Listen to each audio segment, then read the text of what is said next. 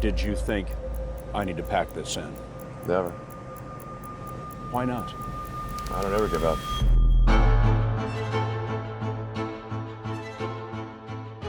Ladies and gentlemen, after 3 long years of waiting, Elon Musk's Starlink has finally entered India. Elon Musk's Starlink has finally received government approval to launch satellite internet services in India.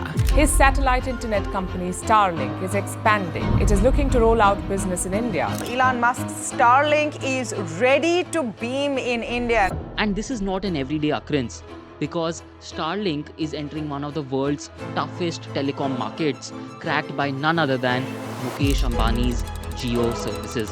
With the newest and the youngest member of the Reliance family, Jio. By March 2017, we will cover 90% of India's population. इस वक्त की सबसे बड़ी खबर है रिलायंस जियो का launch. And of course, Sunil Bharti Mittal's Airtel. 19 countries are under Bharti Airtel now. Bharti Airtel has hit 52-week high. Bharti Airtel is up nearly 17%. Two of the biggest giants of India's $40 billion telecom industry. You see, for Starlink, the path to entering India is a game changer that has set a very dangerous precedent. One that was very smartly organized like a chess game by the one and only Mukesh Ambani. Because what might seem like a friendly entry is an outcome of genius strategy and business politics.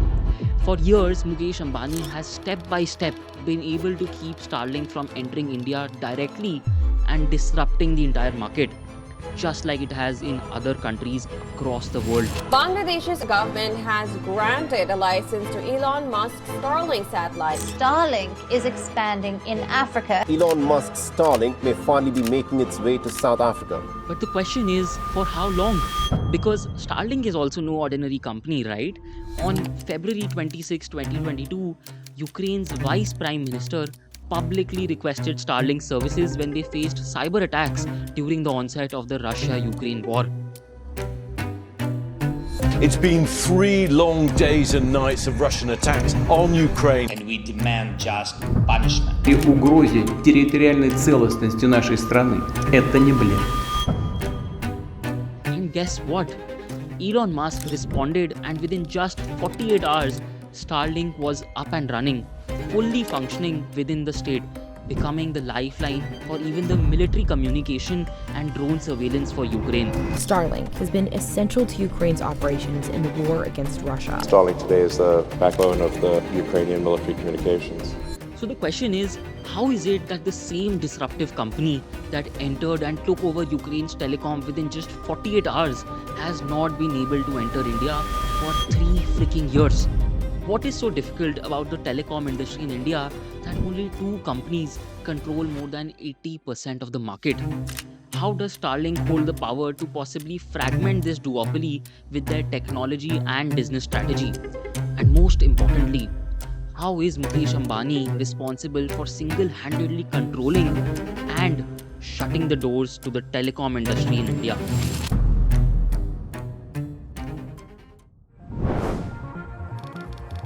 The date 5th September 2016 lies as a historic moment in India's telecom industry, because this is the date that Mukesh Ambani launched Jio and gave the whole country the cheapest data that it had ever seen. The era of paying for voice calls is ending. No Jio customer will ever pay for voice calls again. जियो के मुफ्त और मुफ्त के ऐलान ने तो सारे विरोधियों को धो डाला.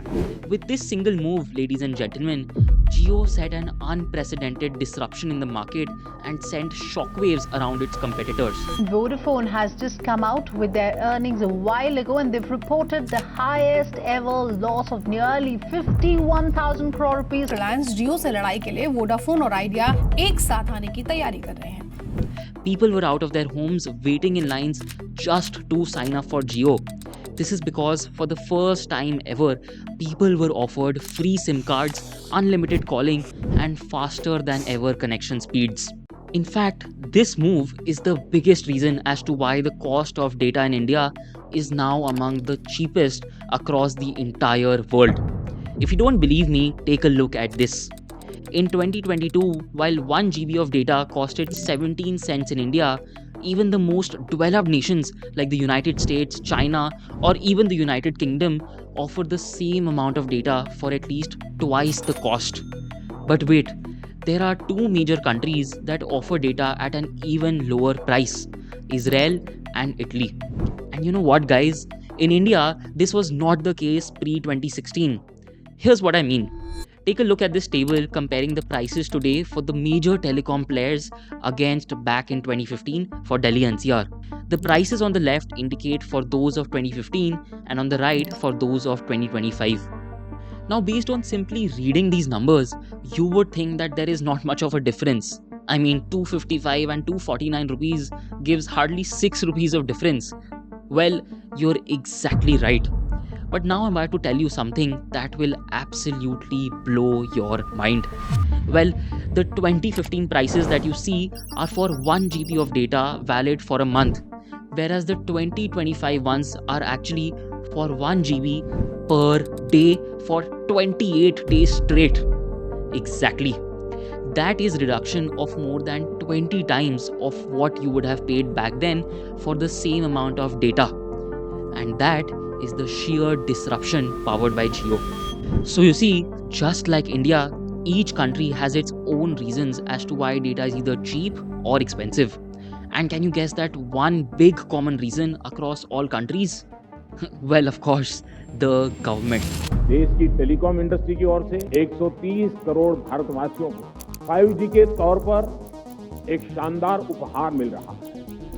Telecom companies in India are raising concerns over new rules from the Telecom Regulatory Authority of India. Even very advanced countries have not had the perfect regulatory regime from day one.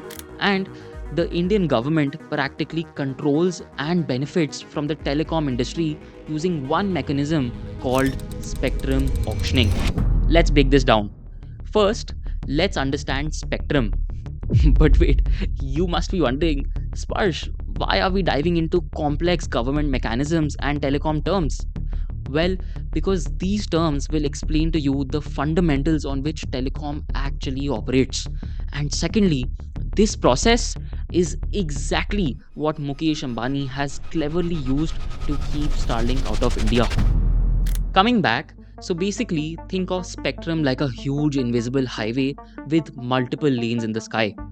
And these lanes are called bands, which are basically different radio frequencies that are used to communicate different signals.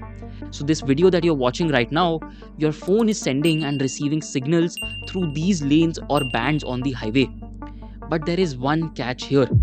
Each lane or band is actually allocated or reserved for a specific type of signal. This means that the signals your phone is transmitting right now through, let's say, Wi-Fi can only work on lane 1 and not on the others, because it is specifically reserved for the radio frequency of Wi-Fi. Now let's unfold this even further.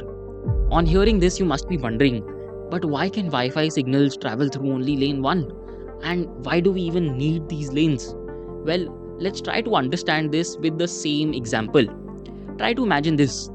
What if instead of a two-sided highway marked with specific lanes, you had a completely open ground with both incoming and outgoing traffic at the same place? There would be total chaos, right? Your cars would be traveling in any direction. There would be no difference as to where incoming traffic should come from and where outgoing traffic should travel to, resulting in car crashes. You see, just like this example, if the signals for Wi-Fi travel on the same band or lane as, let's say, Bluetooth, these signals would end up crashing and nothing would really work in tandem. So if you deep dive into this, you will understand that the spectrum, which is divided into bands, is measured in hertz. So for example, Wi-Fi used to operate on the 2.4 GHz band, which is now 5 GHz. You must be wondering how 2.4 is different from 5 GHz and what exactly prompts this shift. Well, you see, the greater the measure of the band, the better is its speed and capacity. This means that 5 GHz will offer a much faster connectivity for you and as a band can handle more connections than 2.4 GHz. Now you would argue, if that is the case, then why don't we simply use the highest frequency possible for everything, right? Well, here comes a catch. While the spectrum and band might be available, the technology to actually use that band might not have been developed. So for example, in this case, the era prior to 5G was actually when we were able to use 2.4 GHz. But once the 5G technology was developed, we were able to access a much higher band for the same purpose. And guess what? It is actually the government that reserves or allocates these bands to the telecom operators. And this mechanism is called spectrum auctioning. After 7 days of bidding through 40 rounds, the 5G spectrum auction of 2022 has finally concluded with total bids of 1.5 lakh crore rupees. 5G spectrum auction has concluded with good success. And over the years, this process in itself is extremely intricate and has been highly controversial in India.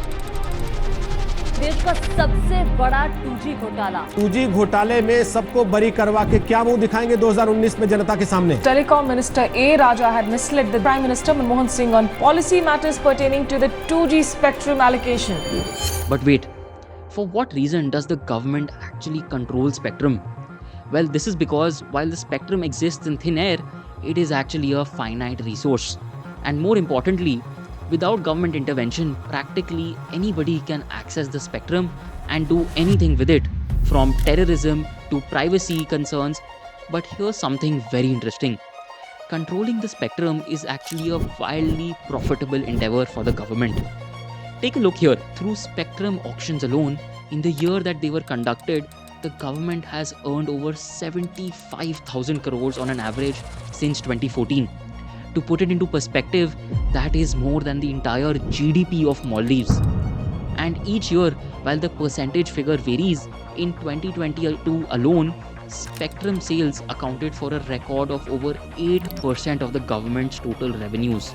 So for this very reason, periodically the government identifies the available spectrum bands and puts them up for an auction to only those players like Jio who actually hold a license. And to do this efficiently and competitively, the government came up with a concept known as circles in 1994. Have you ever wondered why exactly are the prices of data varying from state to state? This is because of the very concept of circles. Take the example of the Lok Sabha elections. When this process actually happens, each candidate is supposed to contest from a constituency. All in all, there are a total of 543 constituencies, which are basically political districts. Similarly, the government has divided the country into 22 areas for distributing the spectrum bands. So when the bidding actually happens during the auction for, let's say, the 900 megahertz band, it does not actually happen for the whole country, but for a specific circle like Delhi or Mumbai or Gujarat. Now this means that a telecom company like Airtel that wins the auction for the 900 megahertz band, they do so only for a specific circle or area. And in fact, this actually leads us to the biggest challenge in the telecom sector in India. Something that even led the second richest person in India to halt operations and exit this market, Mr. Gautam Adani. Yes, this is because this industry is insanely capital intensive in India. Because first, you spend months or maybe even years to obtain a telecom operator license. And even after that, you spend billions in actually purchasing the spectrum, where you are competing with the biggest names in the entire country. Even if you obtain the spectrum band, it is technically limited to a certain circle only and not the entire country, which means you spend even more to acquire spectrum elsewhere. But you know what? There's something that adds further fuel to the fire. As soon as you start getting the payback from the existing technology, let's say 4G, the preparation for the new technology like 5G requires you to invest even more in the business, and then the cycle repeats. As a result, telecom players like Vodafone Idea that are unable to keep up with the competition are drowning in debt with over 2 lakh crores of borrowings and consistent losses since 2017. Vodafone Idea reported its fourth quarter numbers with losses mounting to over 7,000 odd crores. But you know what? because this requires so much infrastructure, from towers to data centers to laying out the fiber cables, there were many remote corners in the country where there was absolutely no coverage by any of the telecom players because they did not think that the ROI was enough. And this was not only the case in India but across the entire world. And this is when, in 2019, Starlink disrupted the world with satellite spectrum. And we saw this garland of lights, one after another, and it was Starlink. Starlink. Starlink, rebuilding the internet in space. But wait, what does satellite spectrum even mean? You see, everything that we discussed right now is known as the terrestrial spectrum, where simply put, your phone connects to mobile towers that are set up on the ground to play this video. But when the same thing happens, where instead of using mobile towers and cables, you connect to a satellite to play the same video, it becomes satellite spectrum. Just think about how Tata Sky used to set up a satellite dish on top of your roof with a set-top box next to your TV that enabled you to access the content. So here, your phone acts as a set-top box itself to connect to the satellite dish, which connects to an actual satellite in space. But you know what? Starlink did not actually introduce satellite spectrum, it revolutionized it with none other than SpaceX. 3, 2, 1, ignition, and liftoff. Go SpaceX, go Starlink.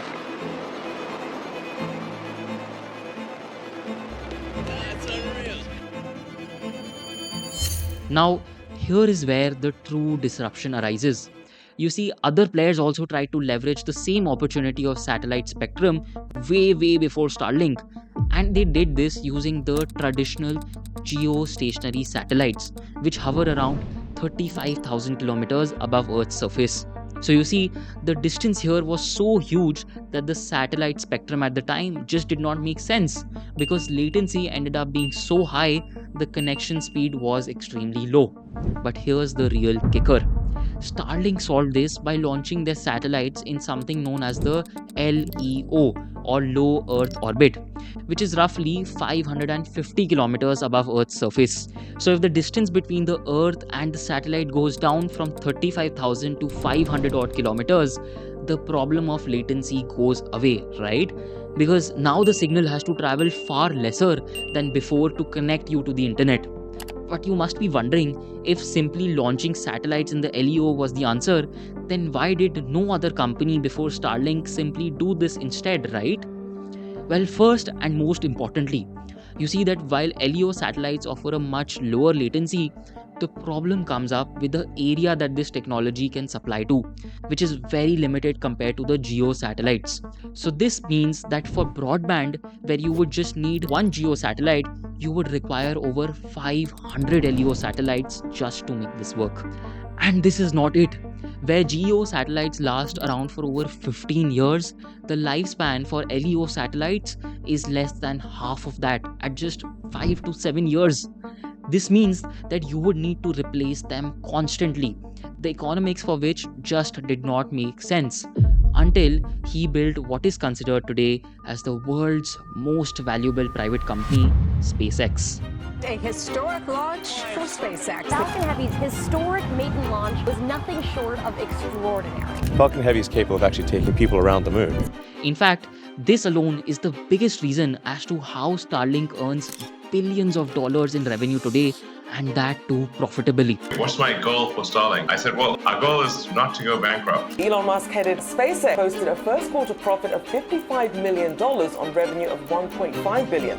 You see, access to space is extremely costly, and in 2002, with no degree or experience, Elon Musk had a dream: to colonize the planet of Mars. And at that point, he was not only criticized by experts, but also legendary astronauts like Neil Armstrong. There will be unwelcome consequences. You know, there are American heroes who don't like this idea.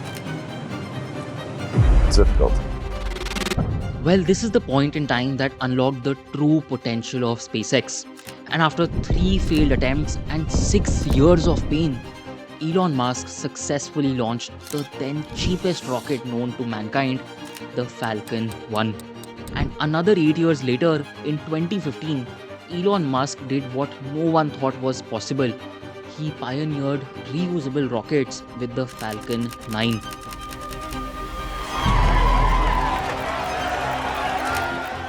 SpaceX launched a rocket last night. For the first time, the rocket's massive booster landed safely on the ground after liftoff. SpaceX made history when it landed an intact Falcon 9 rocket back on Earth. SpaceX says it has successfully tested the first completely reusable rocket. So you see, while existing players like Lockheed Martin and Boeing spent billions in building another rocket, the major component of Falcon 9 simply landed back and was reusable. This ecosystem of innovation is exactly what allows Starlink to have satellites launched cheaper and faster than any competitor possible. It was SpaceX that did what no other company could ever do. If you don't believe me, take a look at this. From the iconic space shuttle that NASA invented in 1981 to the Falcon 9 in 2017, the cost per kg is over 20 times lesser, even after adjusting for inflation. And this exactly is the biggest competitive advantage that Elon Musk and Starlink have, that has allowed them to disrupt markets faster than anybody. So you see, with SpaceX, Starlink has a very high network effect for the LEO broadband business, where the more satellites are launched, the lower will be the latency, giving you a higher connection speed, which will drive in more customers and more profits. And this will again lead to more satellites, and the process continues. As a result, today SpaceX launches more than 100 rockets into space a year. And in just 6 years, Starlink today owns more than 60% of the satellites in the low Earth orbit, which is just insane. And you know what? Because of this, Starlink was able to leverage the gaps of the existing telecom players and disrupt areas which were underserved. Just look at the example of Africa. Tech billionaire Elon Musk has announced that Starlink is now available in Somalia. Starlink is available in more than 100 countries in Africa. Starlink is rapidly expanding its satellite internet service across the continent. The disruption here was so huge that in a third of the African countries, Starlink is cheaper than the leading telecom provider. In fact, if you take a look at this chart, you'll see a comparison between Starlink and the leading providers in Kenya, Zimbabwe, Ghana, Mozambique, and Cape Verde. In Kenya specifically, Starlink actually paused for new subscriptions due to the widespread adoption, which has forced leading players to start cutting prices and increase internet speeds. In just 5 years, the internet adoption in Africa has gone over 50% than what it was back in 2019. And do you think that after seeing this scale, our Mota Bhai would hold back? Of course not. In fact, here's what he did. Reliance Jio Infocom has successfully demonstrated India's first satellite-based giga-fiber service. Jio is giving tough competition to Elon Musk. Today, I'm delighted to announce launch of the Jio-Air Fiber. And he's not the only one competing in this race. OneWeb is a constellation in the low Earth orbit, providing communications across the globe. Jio-Airtel's satellite internet service. In fact, not just India, the whole world has also started to take notice of this and are rushing to win this trillion-dollar race. But you know what? Elon Musk is not really scared. And here is where the biggest masterstroke comes in. You see, while both satellite spectrum and terrestrial spectrum are scarce resources, the way they are scarce is a little different. Here the band can be used by multiple companies simultaneously. But can you guess the catch here? Well, here's where the scarcity comes in, right? If too many satellites end up using the same band, it will lead to congestion and cross-satellite interference. Just think about it in this manner. If too many cars end up on the same lane on the highway, it will eventually lead to a traffic jam and maybe even accidents. But here's where the genius kicks in. Starlink has already filed for something known as paper satellites. The body that actually regulates this entire satellite broadband game, called ITU, has a simple rule of first come, first served. Now we understood that having too many satellites can create congestion in space. And here's where the second scarcity aspect comes in. As a result of this congestion problem, there is only a limited number of satellites that can technically work in tandem, right? Just think about it as a huge parking lot. But as huge as it is, there is only a limited number of cars that can actually be parked there. Now imagine if you were allowed to reserve spots in this limited parking lot without even having to bring in your car for the next 7 years. By the way, this parking spot is known as orbital slots. Starlink has already filed for 42,000 of these paper satellites, out of which 12,000 are already licensed to him. And think about it, given how revolutionary SpaceX has been, how difficult will it be for him to do this in the coming years? And that is the sheer power that Elon Musk holds today. Something that is capable of monopolizing a $1 trillion industry. And if you don't believe me, look at this. The next best competitor for Starlink is a French company called OneWeb. And the total number of satellites that they hold today is not even 10% of what Starlink does. And ladies and gentlemen, that is what I call a monopoly. Because Starlink is not competing with companies anymore, it is competing with actual governments. This is exactly why Mukesh Ambani did not want Starlink to enter India. Now you must be wondering, if Elon Musk is truly so powerful, how did Mukesh Ambani stop him from entering India for 3 long years? Well, have you ever heard about the Cellular Operators Association of India? This is the game changer that most of us are not even aware of. And it has been instrumental in creating an extremely tough regulatory environment in India for the telecom industry. We had previously objected to the whole issue of refarming. The Cellular Operators Association of India has written a letter to the telecom regulator. Reduce the license fee from its present 8% to 3%. And to understand how they managed to keep Starlink out of India so far, let's decode how exactly the satellite spectrum allocation works. So unlike the terrestrial spectrum auctioning in India that we discussed, satellite spectrum is not divided into any geographies. It is actually a shared resource. This means that you won't have to obtain spectrum separately for Maharashtra or Delhi or even another country for that matter. It is something that the entire world shares. And this happens with the help of the International Telecommunications Union. So here, while technically the ITU provides you with the spectrum and the orbital slots, the telecom law in India states that not only do you need an operator's license, you also need special permission before actually using any of the satellite spectrum in India. And you know what? Because it is a shared resource, there is absolutely no process for an auction for this.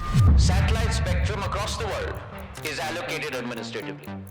Amid the battle over spectrum auction and administrative allocation, the government has decided to allocate SATCOM spectrum administratively. So you see the problem, right? While existing telecom operators like Jio and Airtel spend billions in bidding for ground spectrum, companies like Starlink can simply pay a one-time fee for the satellite spectrum and compete directly with these players. And that exactly is what the COAI has lobbied the government for, to have an auction for satellite spectrum too. Satellite companies who have ambitions to come into urban areas just need to take the telecom licenses like everybody else. Sunil Mittal there, calling for satellite communication companies to buy spectrum at an auction. Ambani's Reliance argues that auctioning is the only way to keep things fair. And this is what has kept Starlink out of India for so long. For the longest time, Starlink struggled to get security clearance in India because of national security concerns that the COAI has lobbied the government for. So is Elon Musk's Starlink a threat to India's national security? Starlink is making waves in India. Report has flagged certain security concerns. Approval process 2022 में initiate किया गया था, उसमें काफी delays थे national security concerns को लेकर. And they're not wrong, because today Starlink satellites are not only being used for telecom but actual armed intelligence. Whether it's literally building a satellite spy network capable of access anywhere and everywhere, to unilaterally cutting off internet in a war-torn area, or getting involved in geopolitics instead of business. It can also possibly become a move that allows foreign interference in the country. So you see, when governments rely on private companies, and that too led by an unpredictable and unelected billionaire, keeping that power in control becomes extremely difficult. And that is exactly what Mukesh Ambani and others had been trying to convince the government of. This is not the first time that Mukesh Ambani and the COAI have actually influenced policies that benefit them. In fact, there is a pattern.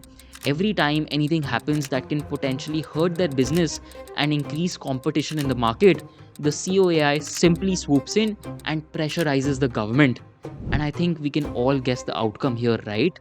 And this is exactly what is happening with the rollout of private 5G networks. COAI has written to the Telecom Ministry saying that if the issue of private networks was not addressed, there would be no business case left to roll out 5G networks. COAI, now they're saying they are urging the government to not allocate dedicated spectrum for private captive networks. Even here, the story is the same, guys.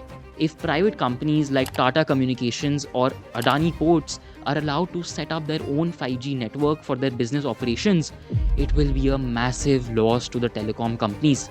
And can you guess what happened next? Especially with the Adani Group. Adani Group has dropped capital-intensive heavy telecom plans and decided to move out of the sector. We need to implement 5G because other countries have started implementing. And this is not even the biggest move by COAI yet. Have you heard about BharatNet? Telecom and Information Technology Minister Ravi Shankar Prasad said Wi-Fi services will be provided through BharatNet in villages across India. Prime Minister Modi's Digital India initiative, the government has completed the first phase of the BharatNet program. BharatNet is essentially the plan to connect India's villages with high-speed broadband connectivity. You see, rural connectivity was such an underserved market that the government announced plans to make sure every village in the country is connected to the internet back in 2011. So in 2017, they completed the first phase for setting up the infrastructure and making sure that every village has an office that is connected to the internet. Now the problem was with the last mile connectivity, which is that the internet actually reaches homes instead of just one central village office. So from missed deadlines and delays to missing infrastructure to even access the internet. Rural areas were somewhere most telecom companies were reluctant to enter. And can you guess what happened next when the COAI swooped in? Yes, and here's where the genius kicks in. You see, most telecom operators avoid rural areas because they are very high capex and low on revenue per user. But since the government had already spent money on setting up the initial infrastructure, Jio only had to invest in the last mile connectivity, which means making sure that instead of just the village office, all of the village homes are connected to the internet. And that is perfect, right? Because now instead of having to lay down its own cables, they can simply piggyback on the government's expense, which would allow them to enter with low costs again and help keep their margins intact as well. And that is exactly what they did. Jio-Air Fiber uses an advanced wireless technology to bypass the need for last mile fiber. Jio-Air Fiber के इस्तेमाल से connectivity और बेहतर होगी.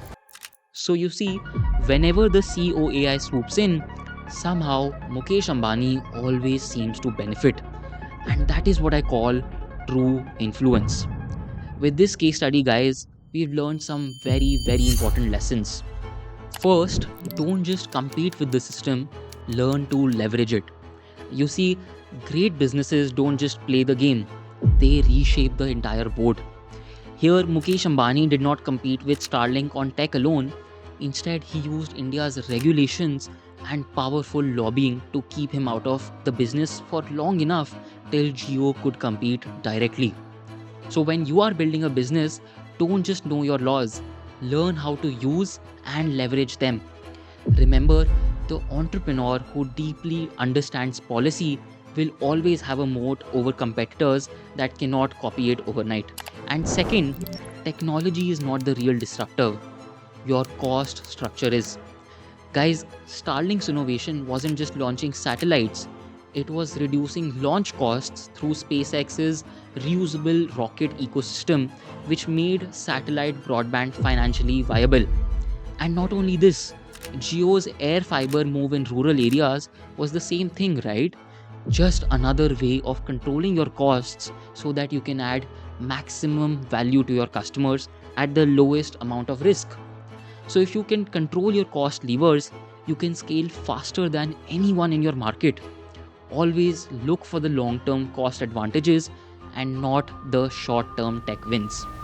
Hi everyone, I'm Sparsh Jain from Venture Labs. Thank you for watching. If you enjoyed this case study, do give it a thumbs up and subscribe to the channel to stay tuned to more such content to continue defining disruption with us. We'd love to know your thoughts in the comments below. Until then, we're here with you to learn, build, and innovate.